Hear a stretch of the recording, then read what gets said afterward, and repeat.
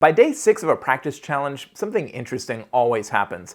Your habits get stronger, your focus gets clearer, your playing starts feeling more consistent, but there's still one thing standing between where you are and where you want to be. In today's video, we're going to confront that head on. Because if you want to make meaningful progress every single day, you have to learn how to deal with your weak spots and actually get excited about solving them. If you're new here, my name's Jonathan, and on this channel we provide practical tutorials to help you improve at the piano faster, and this is day 6 of our 7-day practice challenge series. Over the past 5 days, you've learned how to build your 2-minute habit, how to set clear goals that actually work, how to make practice fun and engaging, how slow practice actually makes you faster, and how to stay mentally focused when your mind drifts. And so today we're going to add the next layer to that. That's the part that separates casual practicers from people who make real noticeable progress.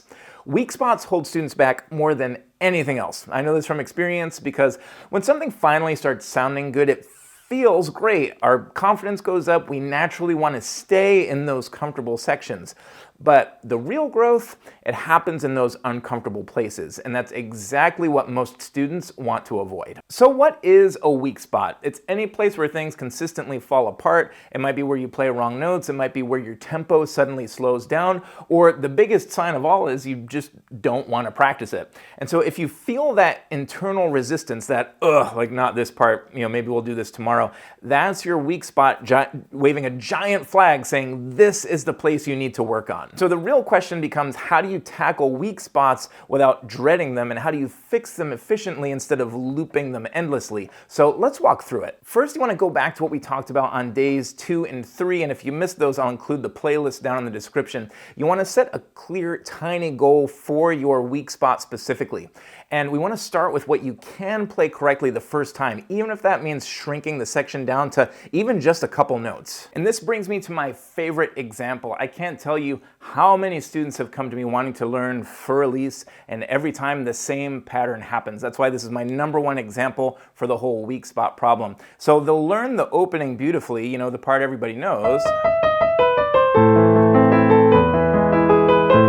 But the moment they hit that first difficult section, which is right down here, that second ending going to the sort of new section, total shutdown. Total shutdown. And it's not because they can't do it, it's because they don't know how to confront that weak spot in a methodical, problem-solving way. They kind of let the sort of we're going to avoid this for now, sort of wash over them. And that's when we have like months and months and months of, I just practiced the first section, until eventually we just kind of abandon the piece. And so I could count probably on one hand the number of students who actually pushed through that moment. But the ones who did, they learned the entire piece.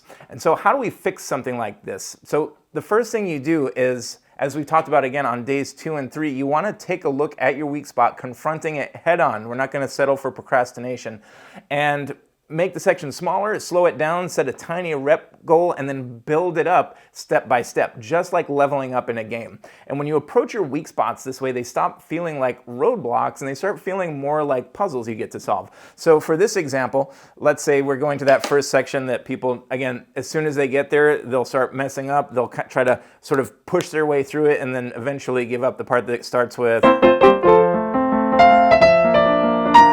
Well, I didn't play that very well. Let me try that again.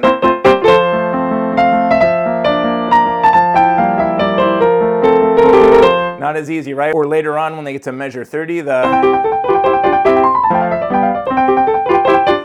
no chance if they don't approach it the way we're going to talk about now. So if you're looking at a passage like this, the first place is to look at what can you do correctly the first time. And it might be just those first 3 chords. It might just be... That's beautiful. That's a start. Again, we're not going to make a ton of mistakes and then celebrate finally getting it right the first time, but we're going to focus on what we can do. If we can't do those first 3 chords, then heck, let's just do the first 2 chords. And again, there's always some amount of music at some speed that you'll be able to play correctly the first time. So let's say it's a real struggle. Maybe my sight reading skills aren't quite up to speed to be able to learn bigger sections. You could just start with, that's great. Do that a bunch more times. And then maybe from there I add a little bit more. Again, we're starting with what we can do and then building it from there. Maybe next I go up to there. I keep the speed slow. And again.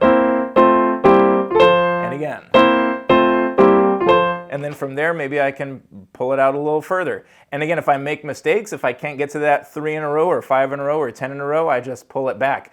And what's cool about this process is when we look at these weak spots, when we look at these challenging sections, instead of it feeling like Mount Everest that we have to climb up with our bare hands, we have a path up the mountain. And so we not only overcome the challenge, we not only solve it, but we get to enjoy all the steps along the way. So here's your day 6 task. Pick one weak spot in your music today, work on it using the steps from this video, and then come back, tell us how it went in the comments. I think you're going to be really amazed how quickly things start to click. And then tomorrow for day 7, we're going to wrap up our 7-day practice challenge series by planning out the next month of your piano progress. It's gonna be great. Check it out right here when you're ready, and I'll see you there.